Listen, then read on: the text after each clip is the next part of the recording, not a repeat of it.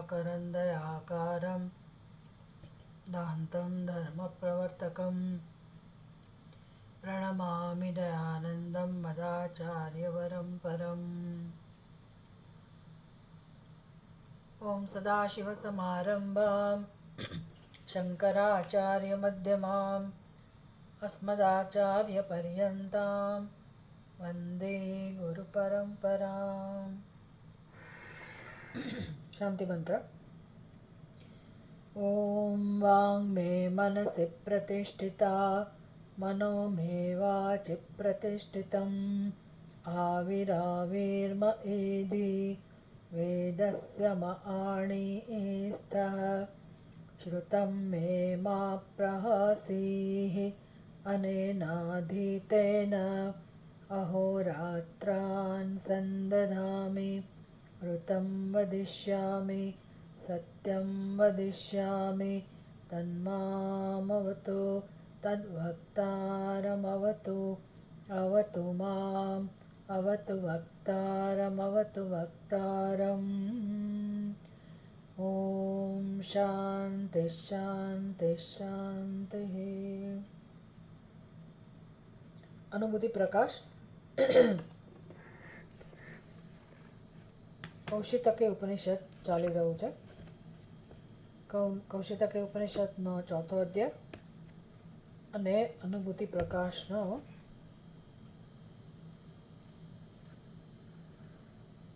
9મો અધ્યાય।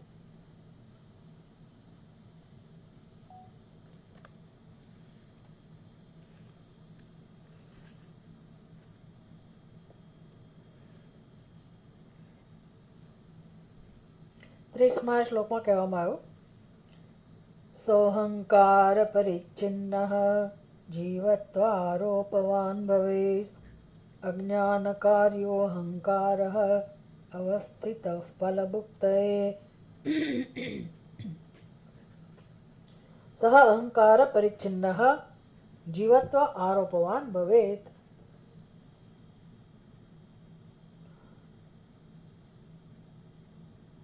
સહ એટલે આગળના શ્લોકમાં જેનું વર્ણન કરવામાં આવ્યું,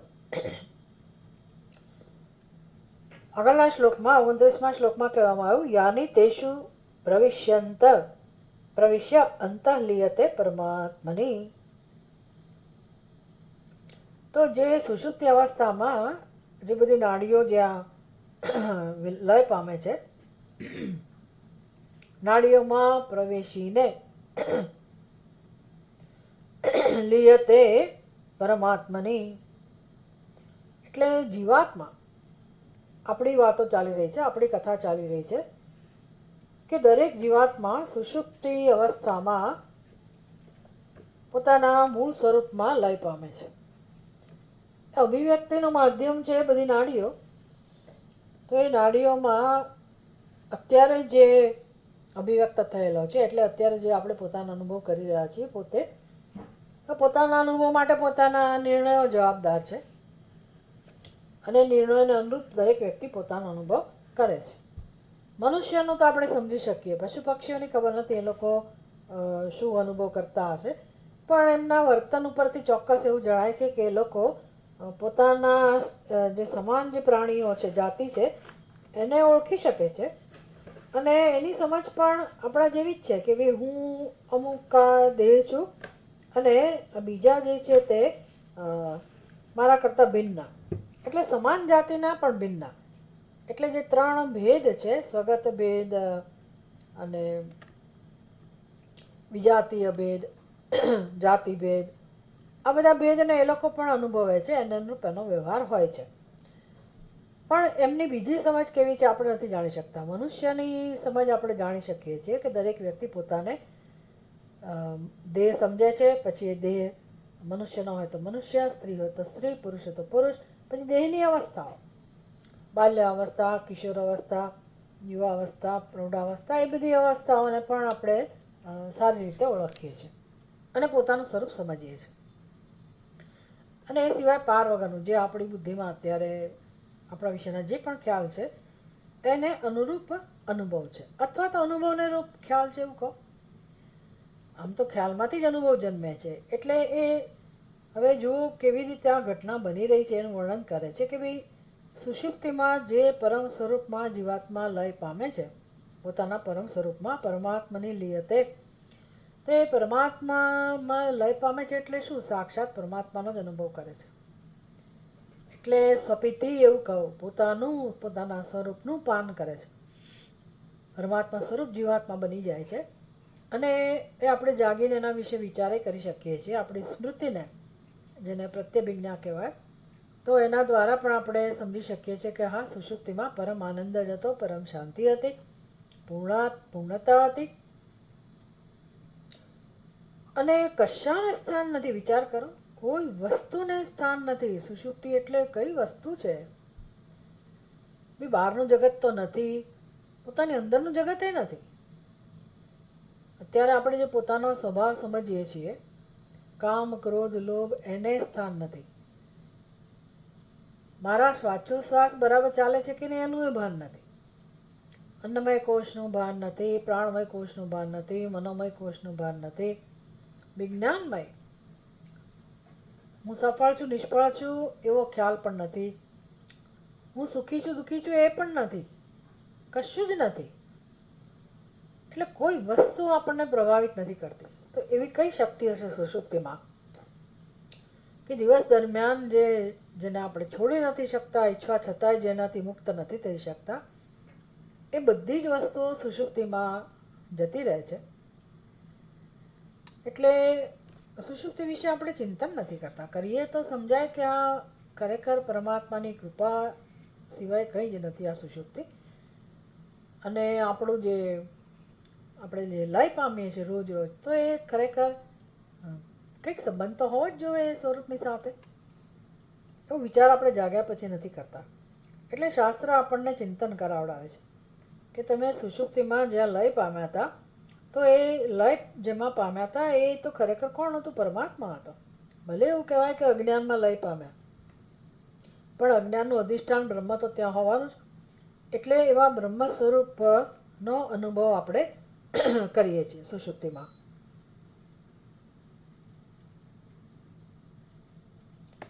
અને પરમાત્મા સ્વતઃ પૂર્ણ, એ પરમાત્માની વ્યાખ્યા કરી 29મા શ્લોકમાં. પરમાત્મા સ્વતઃ પૂર્ણ સચ્ચિદાનંદ લક્ષણ. એટલે અનુભવ કરીએ છીએ બરાબર આવો જ અનુભવ કરીએ છીએ. ત્યાં કોઈ નિમિત્ત નથી. જાગ્રત અવસ્થામાં આપણે જેને સુખના નિમિત્ત ગણીએ છીએ, સુખ માટેનું જે કારણ સમજીએ છીએ, સુખનો હેતુ સમજીએ છીએ, અને એમાં જે મમત્વ છે એમાંની કોઈ વસ્તુ સુષુપ્તિમાં નથી. કે જે જાગ્રત અવસ્થામાં આપણને જેમાંથી સુખ મળે છે, કોઈ પદાર્થ ત્યાં નથી. જેને કારણે દુઃખી થઈએ છીએ એવું પણ જાગ્રત અવસ્થામાં જેને કારણે આપણે આ બધો અનુભવ કરીએ છીએ એ વસ્તુ પણ સુષુપ્તિમાં નથી. તો છે શું ત્યાં? તો અદ્વિતીયતા, પૂર્ણતા. અને એ કોનો સ્વભાવ છે? સ્વતઃ. સ્વતઃ એટલે સ્વરૂપથી જ જે પૂર્ણ છે, અને એ આપણું જ સ્વરૂપ છે. પણ એ આપણું સ્વરૂપ એટલે ખરેખર વાસ્તવમાં પરમાત્મા છે એવી ખબર નથી આપણને. એટલે ત્યાં આપણે જીવાત્મા પરમાત્માનો અનુભવ કરી રહ્યો છે. એટલે જીવાત્મા અને પરમાત્માને કંઈક સંબંધ હોવો જ જોઈએ, નહીંતર આવો અનુભવ ના થાય. તો કહે છે કે એ પરમાત્મા જેનો સ્વભાવ છે પૂર્ણ, સતત પૂર્ણતા જેનો સ્વભાવ છે, અને જે સચ્ચિદાનંદ લક્ષણ છે, જેનું લક્ષણ છે સત, ચિત્ત અને આનંદ, એવો પરમાત્મા, એમાં આપણે રોજ લય પામીએ છીએ સુષુપ્તિની અંદર. તો હવે નક્કી થયું કે ભાઈ જાગ્રત સ્વપ્ન સુષુપ્તિ આપણો અનુભવ છે, પણ એમાં એનું અધિષ્ઠાન કોણ છે? 3 અધિષ્ઠાન. આ લયની પ્રક્રિયા દ્વારા સમજી શકાય કે લય એટલે શું? કોનો લય હોય? તો કે જે વ્યક્ત હોય એનો લય હોય, જેનો જન્મ હોય એનો લય હોય, જે કાર્ય કહી શકાય, જેનું સર્જન થયું હોય એનો લય હોય. એટલે આપણો લય એટલે તો પછી જીવનો લય થયો. તો જીવનો અર્થ શું થયો? જીવ એટલે કે જે જન્મેલો છે, જેનું સર્જન થયેલું છે, જે કાર્ય છે તો કાર્યનો કારણમાં લય થાય. આ નિયમ છે. કાર્યનો કારણમાં લય થાય એટલે કે કાર્યનું સત્ય કારણ હોવું જોઈએ. કાર્યનું સત્ય છે એને કારણ કહેવાય અને ન એમાં લય થાય. ઘડો જો માટીમાંથી જન્મ્યો હોય તો ઘડાનો લય માટીમાં જ થાય. પછી એ પિત્તળમાં ના થાય, સ્ટીલમાં ના થાય. કેમ તો કે એનું કારણ એ જન્મ્યો છે શેમાંથી? જેમાંથી જન્મ્યો છે એમાં એનો લય થાય. કાર્યનો કારણમાં લય થાય એ આપણે વ્યવહારમાં જોઈ શકીએ છીએ. એટલે માટીનો ઘડો હોય તૂટી જાય તો માટીમાં લય પામે. સોનાનું ઘરેણું હોય એ તૂટી ફૂટી જાય કે સોની એને ઓગાળે તો એનો લય શેમાં થાય? સોનામાં. પછી એ લોખંડમાં ના ઓગળે, એ પીગળે ત્યારે સોનું જ પ્રાપ્ત થાય. એટલે કાર્ય અને કારણને શું સંબંધ છે? તો કે દરેક કાર્ય પોતાના કારણમાં જ લીન થાય. અને બીજો સંબંધ છે તદનન્યત્વમ, એટલે કે કાર્ય હંમેશા કારણની સાથે જોડાયેલું હોય. કોઈ પણ અવસ્થા કેમ ના હોય, ઉત્પત્તિ, સ્થિતિ કે લય, ગમે તે અવસ્થામાં કાર્ય હંમેશા પોતાના કારણથી જુદું હોય જ નહીં. આ બધું શીખવા જેવું છે. કારણ કે આપણે એવું માનીએ છીએ કે આપણે એકલા છીએ, આપણે ભયભીત છીએ, આપણું કોઈ નથી. માણસ ભલે ને કુટુંબની વચ્ચે રહેતો હોય પણ અંદરથી એકલો જ હોય બિચારો. એટલે પોતાનો મૃત્યુનો ભય ચાલતો હોય. પણ જો આ બધું આપણે શીખીએ કે ભાઈ આપણું કારણ શું છે. પહેલાં તો આપણે જન્મેલા છીએ, આપણે કાર્ય છીએ તો કારણ હોવું જ જોઈએ. એક વસ્તુ આ. બીજું, સદા સર્વદા, સર્વ સમયે, સર્વ સ્થળે, સર્વત્ર કાર્ય પોતાના કારણથી જુદું ન જ હોય. એટલે એનું કારણ તો હોય જ. તો દરેક જીવનું કારણ જો પરમાત્મા જ હોય, સૃષ્ટિનું કારણ જ પરમાત્મા હોય, તો દરેક નામરૂપ, દરેક પ્રાણી પદાર્થ, દરેક જીવાત્મા પોતાના કાર્યની સાથે જોડાયેલા જ હોય. તો આપણું કાર્ય, આપણે કાર્ય છીએ તો આપણું કારણ શું? તો કે લય પામી ત્યારે ખબર પડે. લય પામવું એટલે મરી જવું એવું નહીં. તો સુષુપ્તિમાં કોઈ મરી નથી જતું. હા, મૃત્યુ એટલે લય એવું કહેવાય. પણ જેમ ઘડો માટીમાં લય પામે, તૂટી ફૂટી ગયા પછી મને નવો ઘડો સર્જાય. તો મનુષ્ય પણ જ્યારે મૃત્યુ પામે છે તો એ માને છે કે મારું મૃત્યુ થયું, પણ ખરેખર તો એ પોતાના સ્વરૂપમાં અવ્યક્તમાં લય પામે છે. વળી પાછો એ ઉત્પન્ન થાય છે. તો જ્યાં બધા જ જીવો લય પામે છે એ તો પરમાત્મા છે. એ કહેવામાં આવ્યું. પરમાત્મા અને કેવો છે? સ્વતઃ પૂર્ણ. એ પૂર્ણ છે, સ્વભાવથી જ પૂર્ણ છે. સ્વતઃ પૂર્ણ અને સત ચિત આનંદ લક્ષણ. એનું લક્ષણ એક જ છે, સત, ચિત અને આનંદ. સત એટલે હોવું, ચિત એટલે જ્ઞાન સ્વરૂપ અને આનંદ. એટલે સુષુપ્તિમાં આપણું આ સ્વરૂપ છે. સત એટલે કે આપણે છીએ તો ખરા જ. મારી બુદ્ધિ એ વખતે પ્રવૃત્ત નથી. એટલે મને મારું ખોટું જ્ઞાન જે અત્યારે મને ખબર છે કે હું છું, બધા પોતાને અસ્તિત્વને સમજે છે કે હું છું, તો એવું જ્ઞાન સુષુપ્તિમાં નથી. પણ એ જ્ઞાન માટે જવાબદાર કોણ છે? બુદ્ધિ.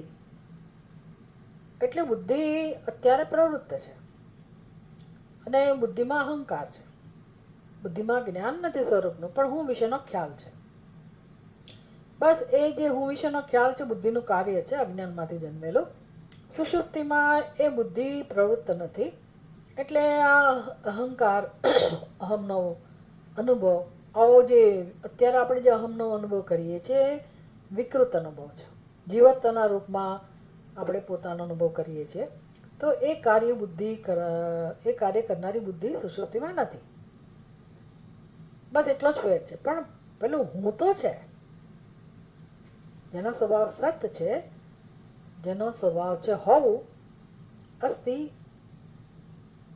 જે ખરેખર અસ્મિ છે એ તો હોય જ. અહમ અસ્મિ સદા ભામી કદાચિત અહમ ન અપ્રિય. આવું જેનું લક્ષણ છે એ તો આત્મા છે જ, એમાં કોઈ પ્રશ્ન જ નથી, દરેકને અનુભવ છે. સૂતી વખતે મને ખબર નથી, પણ હું જાગીને કબૂલ તો કરું છું ને કે ભાઈ મને જ આનંદ થયો, એટલે હું હતી તો જ મને આનંદ થાય ને. એટલે એનું હોવાપણું તો છે જ, આત્માનું હોવાપણું છે. હવે એ હોવાપણું ખરેખર પરમાત્માનું છે એ નથી જાણતા આપણે. એટલે કહે છે પરમાત્માનો સ્વભાવ તો સત્ય છે, અને ચિત્ત એટલે જ્ઞાન સ્વરૂપ પણ છે. તો બુદ્ધિ ભલે ત્યારે એ વખતે પ્રવૃત્ત નહોતી, પણ એમાં આ સ્મૃતિ તો જળવાઈ જ રહી. કેવી સ્મૃતિ? જે આનંદનો અનુભવ થઈ રહ્યો હતો સુષુપ્તિમાં, એ અનુભૂતિ જાળવી નાખનાર વૃત્તિ તો હતી જ. એના પરથી આપણને ખબર પડે છે કે ભાઈ જેનો અનુભવ થતો હતો એ મારું સ્વરૂપ, એટલે કે મારું અસ્તિત્વ, મારું સત્ય, અધિષ્ઠાન. અને એ અનુભવ શેનો હતો? આનંદનો. તમે એને આનંદનો અનુભવ કહી શકો, એક અને અદ્વિતીયતાનો અનુભવ કહી શકો, પૂર્ણતાનો અનુભવ કહી શકો, તમને જે રીતે યોગ્ય લાગે. શાંતિનો અનુભવ કહો, મુક્તિનો અનુભવ કહો, પૂર્ણતાનો અનુભવ કહો. એટલે આવો અનુભવ તો દરેકને થાય જ છે સુષુપ્તિમાં.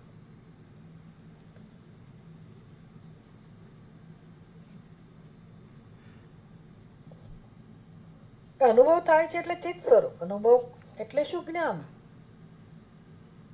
મિત્ર અનુભવ ના હોય, જડને કોઈ અનુભવ ના હોય. જેને અનુભવ થાય છે ચેતન જ હોય, એટલે આપણને અનુભવ થાય છે આનંદનો, શાંતિનો, મુક્તિનો, અદ્વિતીયતાનો, પૂર્ણતાનો. જે શબ્દો તમારે વાપરવા વાપરી શકો. એટલે આ જે અનુભવ થાય છે કોનું લક્ષણ છે? સચ્ચિદાનંદ સ્વરૂપ પરમાત્મા. ઓકે, તો સચ્ચિદાનંદ લક્ષણ પૂર્ણ સ્વતઃ પૂર્ણ, આવું જે પરમાત્માનું સ્વરૂપ છે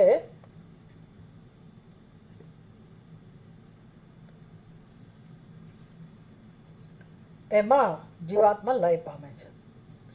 તો ચલો આટલું આપણું ધ્યાન જાય કે ભાઈ હા, સુષુપ્તિમાં કોનું અસ્તિત્વ છે? જગતનું અસ્તિત્વ ભલે હોય, પણ મારા માટે જગતનું અસ્તિત્વ નથી. મારા માટે હુંનું અસ્તિત્વ પણ નથી. અત્યારે જે હુંનું અસ્તિત્વ છે એવા હુંનું અસ્તિત્વ નથી, પણ કોઈકનું અસ્તિત્વ તો છે જ. એટલે સુષુપ્તિમાં જે અસ્તિત્વ અનુભવાય છે એ પૂર્ણ બ્રહ્મ પરમાત્માનું અસ્તિત્વ છે.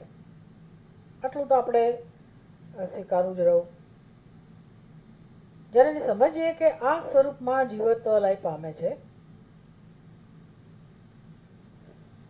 એટલે જીવત્વ લય પામે છે જ્યાં, ત્યાં જીવની સાથે જીવનું અધિષ્ઠાન.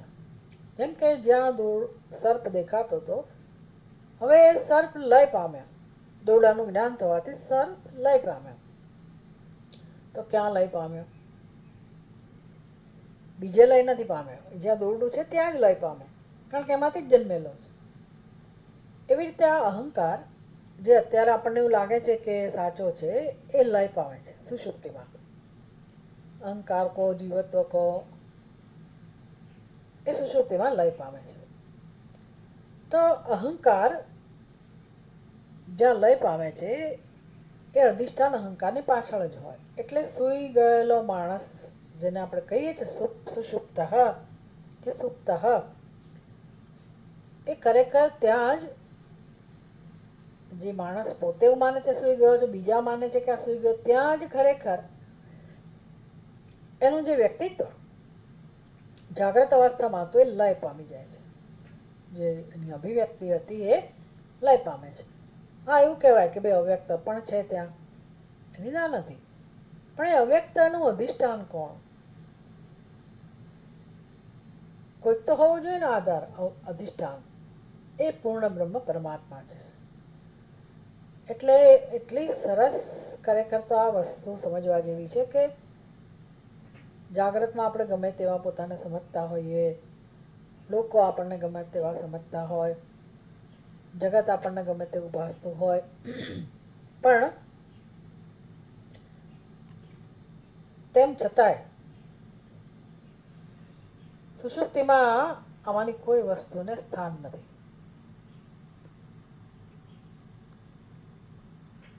સુષુપ્તિમાં કેવળ અને કેવળ એ સચ્ચિદાનંદ લક્ષણ પરમાત્મા છે, એનો જ અનુભવ છે.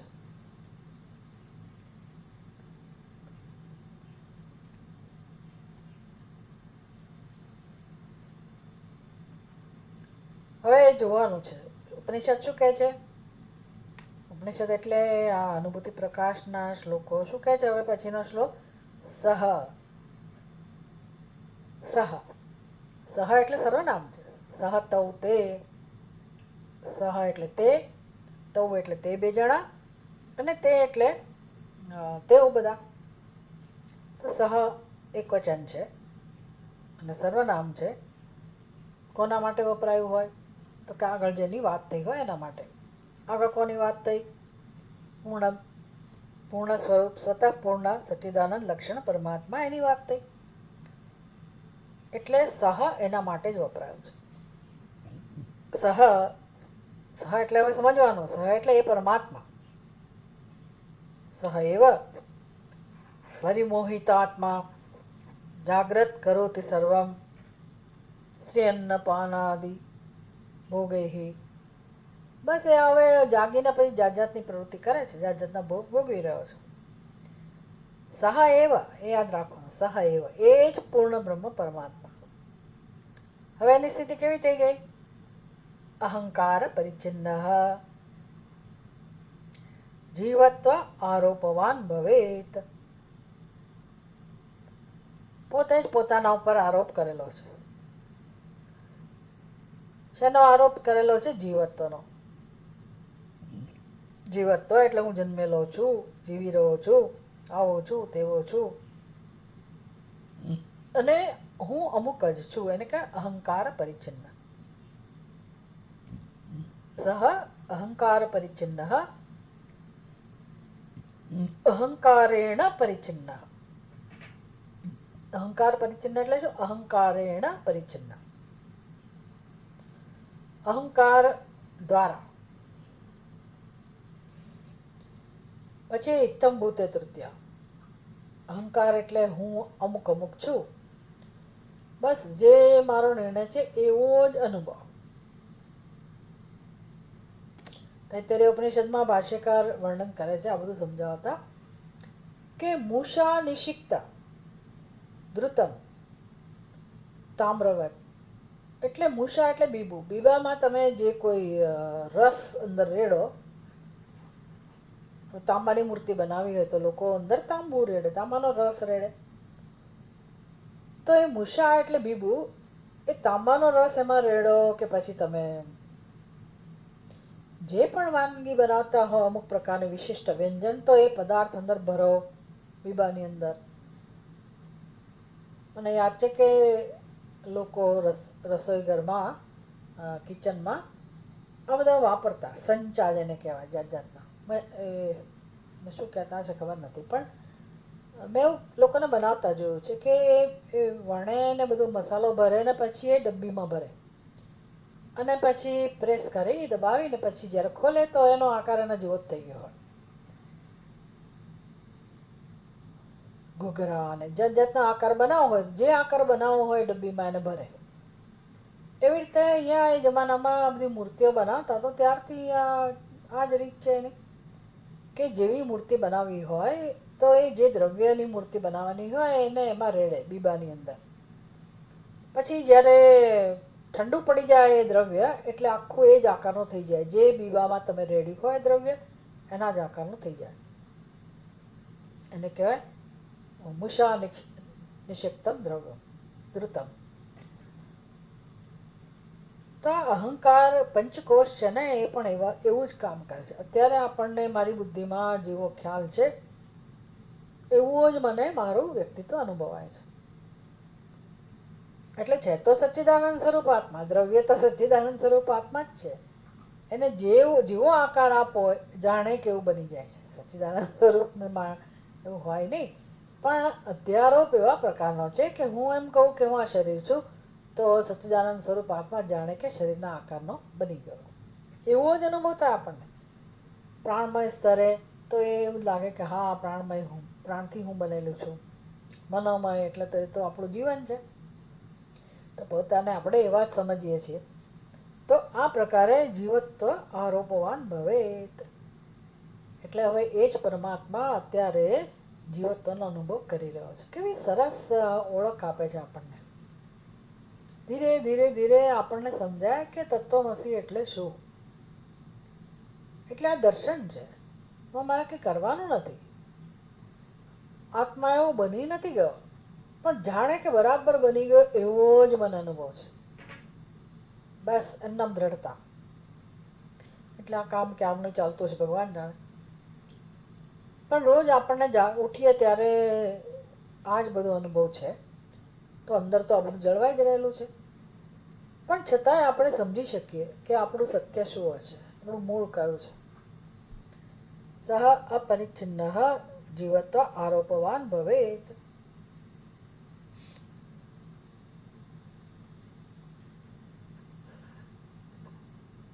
અને કામ શું કરે છે, શું કામ આવું બની ગયો, પોતાના પર જીવત્વનો આરોપ એને શું કામ કર્યો હશે, એ શું કામ કર્યો એ જ સમજવાનું છે. ખબર નથી, અજ્ઞાન, બસ આ જ અજ્ઞાનનું કાર્ય છે. ભાઈ શું કામ આવો બની ગયો, તો શું કામ જાગ્યા, એનો અર્થ એવો પણ થાય. શું કામ જન્મ્યા, શું કામ કોઈનો પણ જન્મ થાય છે. તો શું જવાબ હોય, તો કે જન્મ્યા પછી કરે છે શું એનો જવાબ. જાગ્યા પછી આપણે કરીએ છીએ શું એનો જવાબ છે કે શું કામ જાગ્યા. ક્યાંથી શરૂઆત થાય, એક તો કોઈક આપણને જગાડે છે. આપણે જાગીએ છીએ, કોઈક આપણને જગાડે ત્યારે જાગીએ છીએ, એટલું તો ખરું. ઘણા લોકો જાગે જ નહીં એવું બને. અથવા કોઈક જગાડે છે એટલે આપણે નક્કી કર્યું હોય આટલા વાગે જાગીશ, પણ એ તો જ્યારે જાગીએ ત્યારે જાગીએ. એ બધું ગૌણ છે.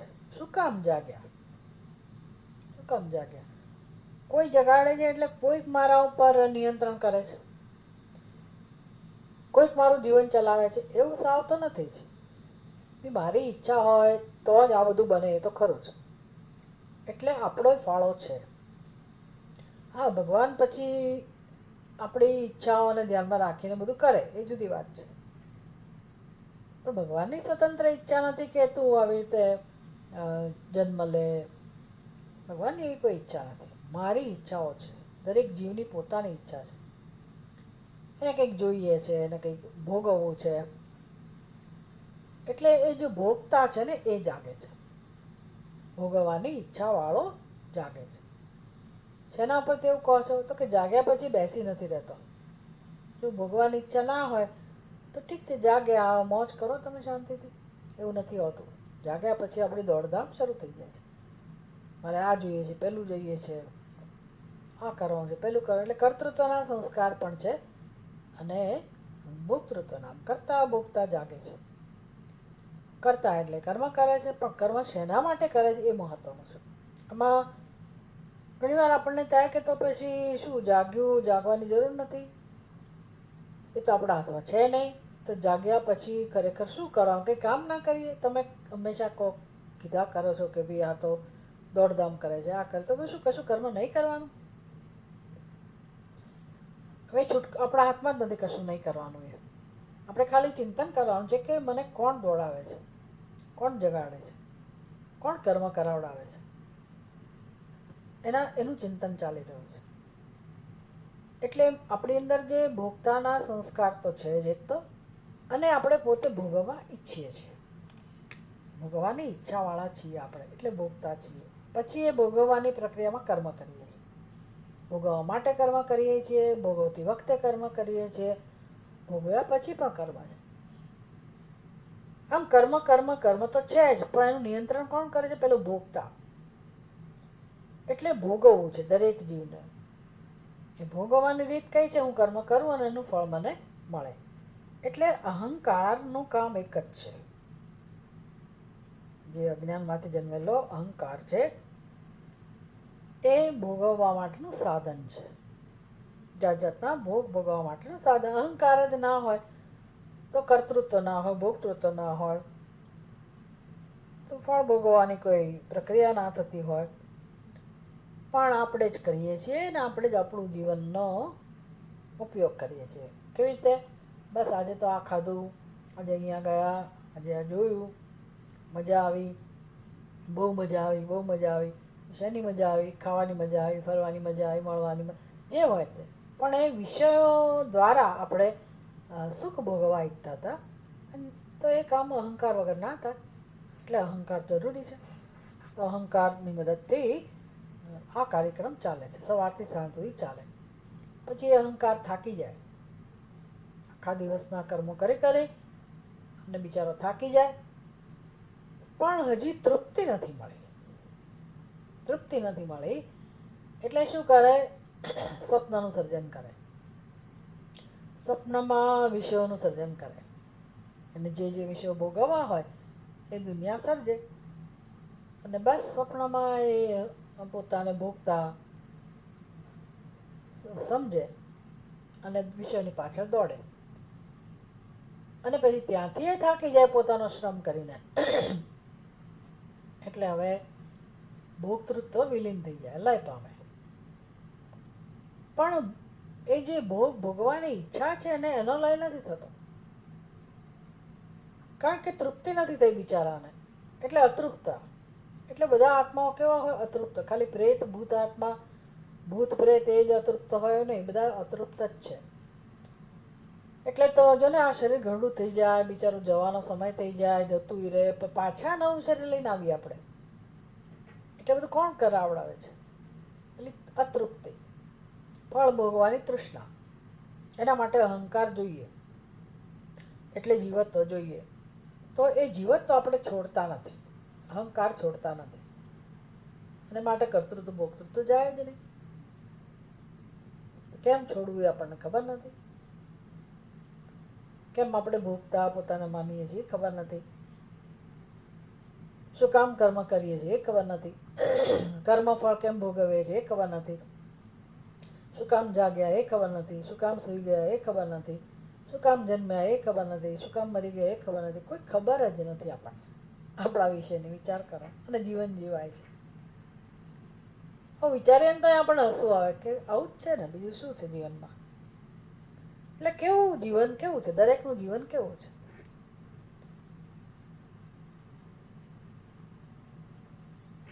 અજ્ઞાનમય જીવન છે. માંડુક્ય ઉપનિષદમાં સરસ કહે છે કે સુષુપ્તિમાં કશી ખબર નહોતી એટલે અગ્રહણ. તો એ અંધકારમય જીવન. જાગ્રત સ્વપ્નમાં શું છે? તો કે અન્યથા ગ્રહણ. આમ ખબર જ નથી. જાગ્રતમાં ખબર નથી, આ જગત શું છે એ ખબર નથી, આત્મા શું છે એ ખબર નથી, અનાત્મા શું છે એ ખબર નથી, સ્વપ્નમાં ખબર નથી. અન્યથા ગ્રહણ એટલે એકને બીજું સમજી લઈએ છીએ, એકના ઉપર બીજાનો અધ્યારોપ કરીએ છીએ. અનાત્મા કોને કહેવાય એ ખબર નથી, આત્મા કોને કહેવાય એ ખબર નથી. અને સુષુપ્તિમાં કોઈ વિષય ભાન નથી. અન્યથા ગ્રહણ એ નથી અને કોઈ ગ્રહણ જ નથી. એટલે સુષુપ્તિ બધાને પ્રિય લાગે. કેમ તો કે સુષુપ્તિમાં જાતે જ બધું સંસાર જતો રહે, આપણે કંઈ કરવું ના પડે. એટલે માણસ પછી બહુ મુશ્કેલીમાં આવી જાય એટલે ઊંઘી જાય. શું કરવું ત્યારે સમજાય નહીં. કામના ઢગલા એટલા ભેગા થઈ ગયા હોય, માણસ ફ્રસ્ટ્રેટ થઈ ગયો હોય, એટલે એને કંઈ સમજાતું નથી કે શું કરવું. શું કરે? બહુ બોજો વધી જાય એટલે પછી એ સૂઈ જાય. કેમ તો કે શાંતિ મળે છે. પણ આ ત્રણેય અવસ્થાનો વિચાર કરીએ તો ભલે શાંતિ મળે છે, પણ અશાંતિ પાછી આવી જાય છે ને, એ તકલીફ છે. એ કેમ આવે છે? તો કે સુષુપ્તિમાં અશાંતિનું કારણ છે જે હજી દૂર નથી થયું. એટલે સૂઈ જવાથી કંઈ કારણ દૂર નથી થતું. તો મરી જવાથી પણ એ અતૃપ્તિનું કારણ જતું નથી. કારણ છે નમ જ અજ્ઞાન. એ લઈને આપણે ફર્યા કરીએ છીએ. બધા જીવો માટે આ એક જ નિયમ છે. બધાની વાસ્તવિકતા આ જ છે. એટલે ક્યારે આપણે એમાંથી મુક્ત થઈએ?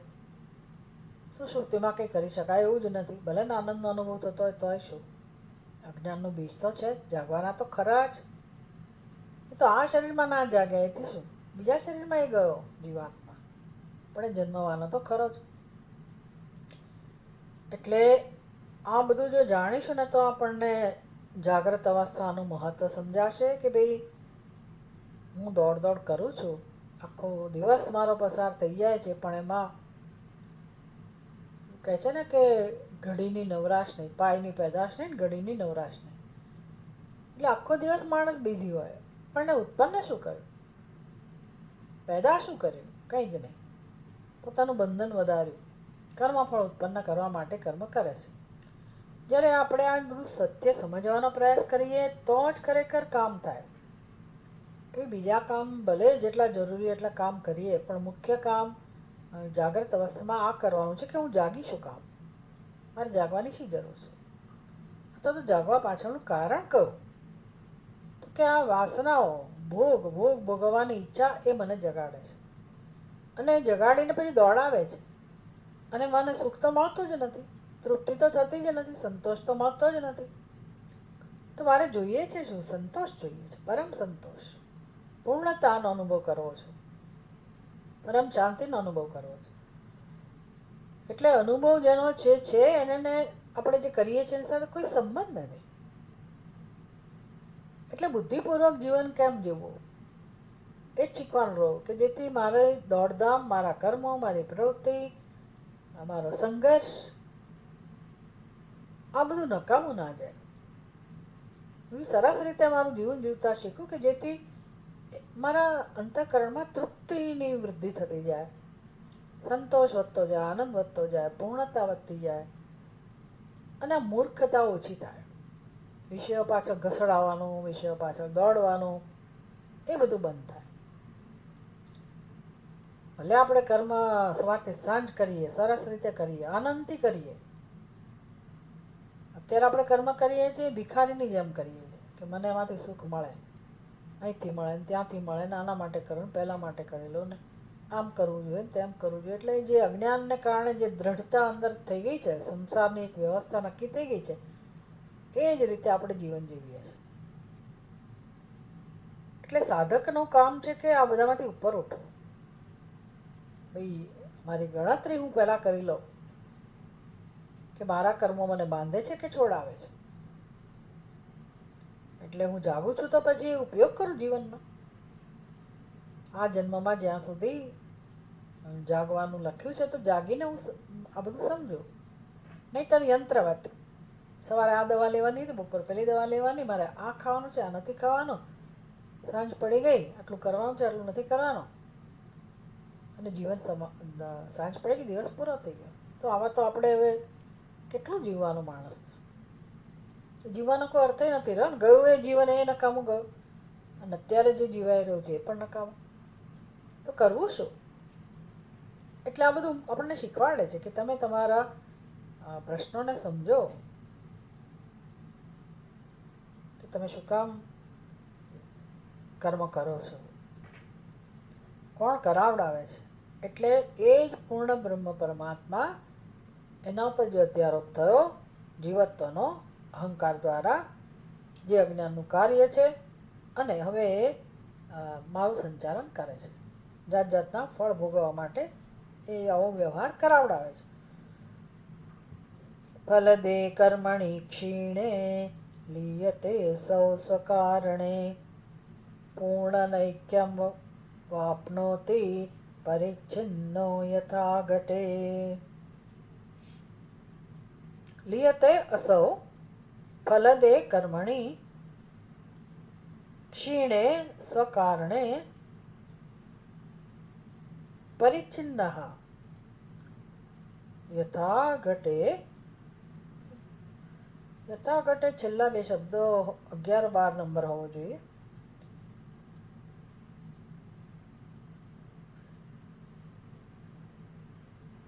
ક્ષીણે સ્વકારણે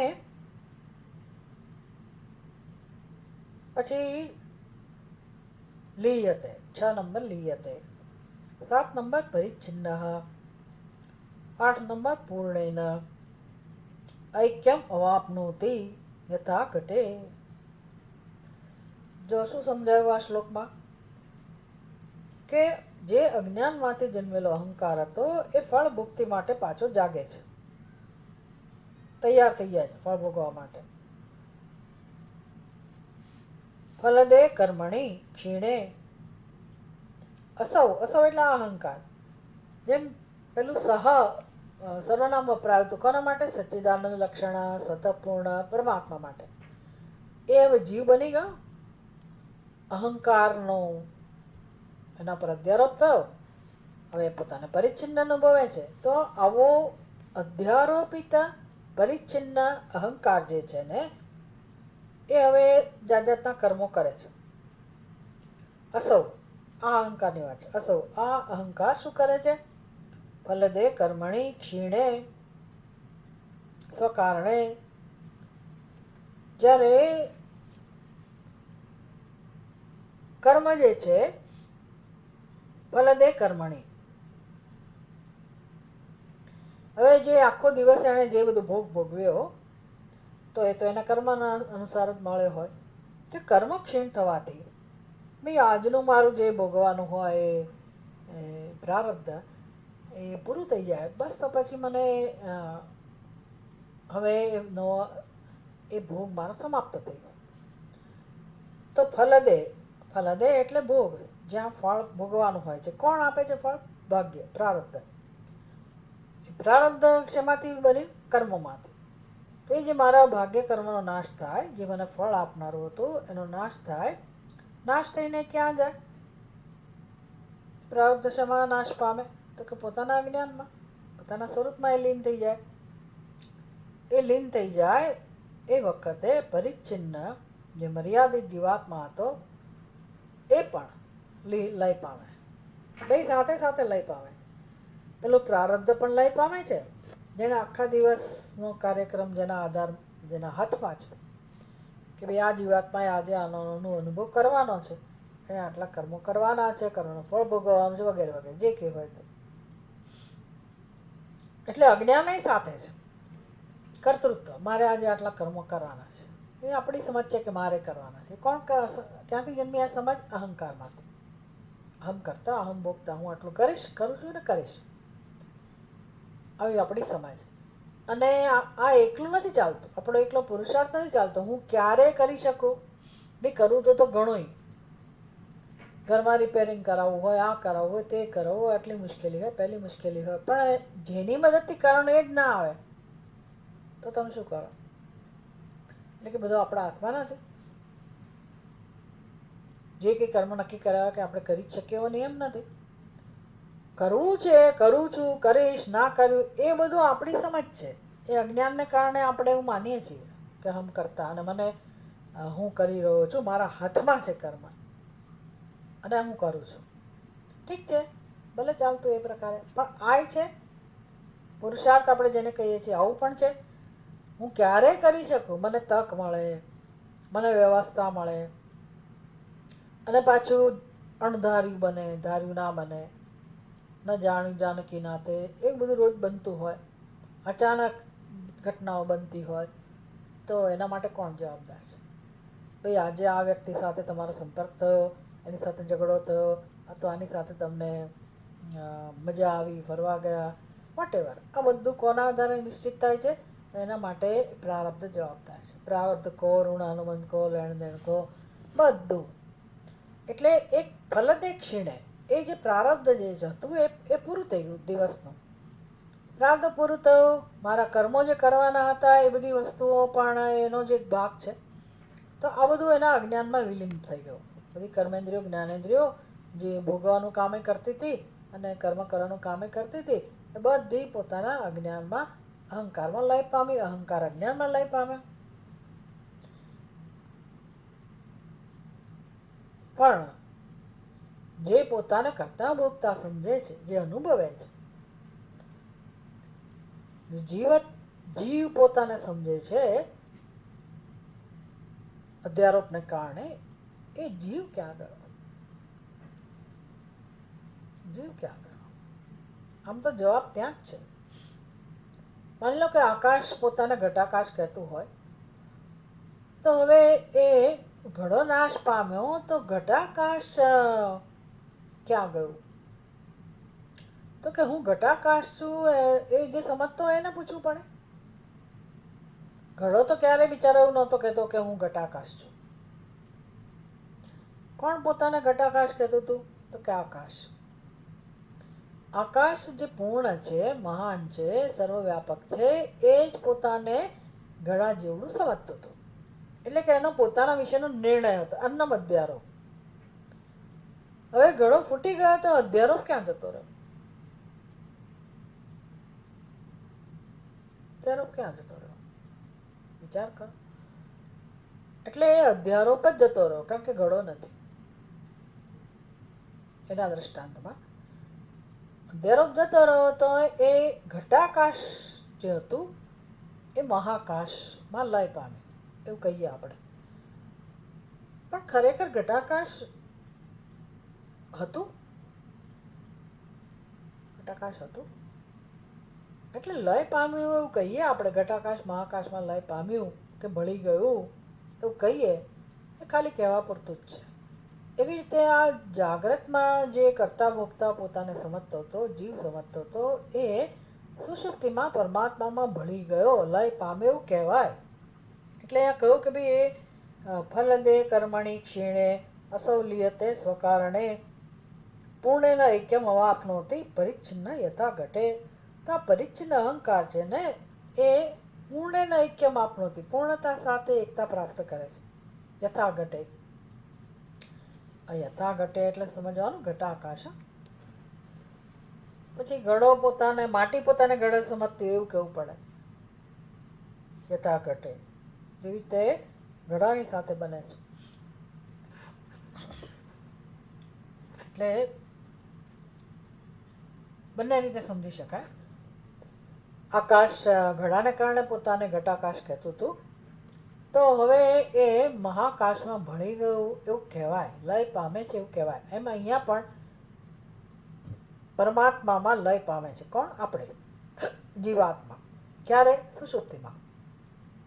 તો એનું કારણ કહું કે સુષુપ્તિ ક્યારે પ્રાપ્ત થાય? કે તમારા કર્મો ક્ષય પામે ભોગવવાના. એટલે હવે એ બધું અજ્ઞાનમાં લય પામે સમગ્ર વ્યક્તિત્વ. તો અહંકાર પણ લય પામે છે. અહંકાર લય પામે છે અજ્ઞાનમાં. પણ એ અહંકારનો અધ્યારોપ જેના ઉપર થયો હતો, અથવા તો જેણે પોતાના ઉપર અધ્યારોપ કરેલો છે, એ જીવાત્મા ક્યાં જાય છે? તો કે જો જીવાત્મા અને ક્યાં જઈ શકે? જીવાત્મા ક્યાં જઈ શકે? જીવાત્માને એ આવ્યો ક્યાંથી? જ્યાંથી આવ્યો હોય ત્યાં જાય એવું કહેવું પડે આપણે. પણ આવ્યો ક્યાંથી? જીવાત્મા આવ્યો ક્યાંથી? તો કે ઘટાકાશ આવ્યું ક્યાંથી? દ્રષ્ટાંતથી તો પહેલાં સમજી શકીએ ને આપણે. ઘટાકાશ ક્યાંથી આવ્યું? જે મહાકાશ છે એ જ પોતાના પર અધ્યારોપ કરે છે ઘટા દ્વારા, કે હું ઘડા જેવડું છું. હવે એ નિમિત્ત જતું રહ્યું તો હવે ઘટાકાશ ના રૂપમાં જે હતું એ તો આકાશ જ હતું. અને એ ઘટાકાશના રૂપમાં એટલે શું? હું ઘટાકાશ છું એવો ખ્યાલ એના રૂપમાં. ખરેખર આકાશમાં તો કોઈ પરિવર્તન આવ્યું જ નહીં. એનો અર્થ કે ઘટાકાશ ક્યારેય જન્મ્યું જ નથી. ઘટાકાશનું ક્યારેય કોઈ સમયે અસ્તિત્વ છે જ નહીં. એ ઘડાનું અસ્તિત્વ છે એવું કહેવાય. ઘટાકાશનું અસ્તિત્વ તો ક્યારેય હતું જ નહીં. તો પછી ક્યાંથી આવ્યું ને ક્યાં ગયું ને એવા પ્રશ્નો રહેતા જ નથી ઘટાકાશ માટે. હા, પણ ઘડો ફૂટી ગયો એટલે એવું લાગે કે ઘટાકાશ મહાકાશમાં ભળી ગયું. સત્ય આવું હતું કે આકાશ એક જ હતું, ઘટાકાશ હતું જ નહીં. એવી રીતે પરમાત્મા સિવાય કંઈ છે જ નહીં સત્ય. તો એવું તો છે નહીં કે જીવાત્મા અને પરમાત્મા બે હોય. બે હોય તો જીવાત્મા પરમાત્મા મળી જાય ને. આ તો પરમાત્મા પોતે જ પોતાને આ શરીર જેવડો સમજે છે, કરતા મૂકતા સમજે છે. એનામ અહંકાર, એનામ જીવત્વ. તો આ બધા સમજ વિખેરાઈ જાય છે સુષુપ્તિમાં. અને અજ્ઞાનમાંથી જન્મેલી સમજ અજ્ઞાનમાં લય પામે, પણ એ જે પોતાને જેના પર અધ્યારોપ થયો હતો, જેમ આકાશ ઉપર, પૂર્ણ આકાશ ઉપર ઘટાકાશનો અધ્યારોપ થયો હતો, એ રીતે પૂર્ણ બ્રહ્મ પરમાત્મા ઉપર જ્યારે આ અધ્યારોપ થયેલો હોય તો પછી એ હું જીવ છું તો કહેનાર તો પૂર્ણ બ્રહ્મ પરમાત્મા છે. અધ્યારોપ કરવાથી કંઈ ખરેખર બન્યો નહીં, તો હવે અધ્યારોપનો સંભવ નથી, અત્યારે અધ્યારોપ થયેલો નથી, એવી અવસ્થામાં ત્યાં કોણ હોય? પરમાત્મા જ હોય. એટલે પૂર્ણેન ઐક્યમ અવાપ્નોતિ. અસૌ એટલે જીવાત્મા કોની સાથે ઐક્ય પ્રાપ્ત કરે છે? પૂર્ણ બ્રહ્મ પરમાત્મા સાથે લય પામે છે. એટલે સમજવાનું કોઈ લય પામતું નથી, કારણ કે એવો જીવ છે જ નહીં. કેટલી સરસ સમજ, કેટલો સરસ ઉપદેશ છે આ. એવું નથી કે જાગ્રતમાં જીવાત્મા હોય, સુષુપ્તિમાં પરમાત્મા બની જાય, વળી પાછો જાગ્રતમાં જીવ બની જાય, એવું નથી. ગાણપણ છે આ. એટલે કે છે ગાણપણ દૂર કરો, અજ્ઞાન દૂર કરો, એટલી જ વાર છે. તમારી કથા એટલે બ્રહ્મની કથા, એટલે જીવ નામની કોઈ વસ્તુ જ નથી. તમે તમારા સ્વરૂપને સમજો. તત્વમસી તત્ત્વમસી, તો પૂર્ણ બ્રહ્મ પરમાત્મા છે.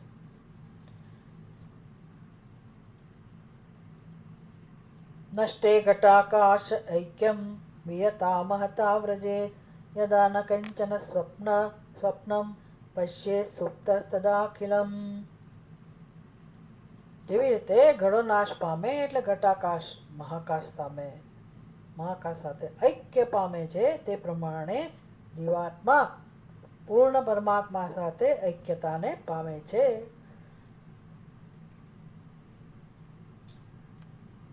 અને એ સુષુપ્તિ એટલે યદા ન કંચન સ્વપ્નમ પશ્યે સુપ્ત તદાખિલમ.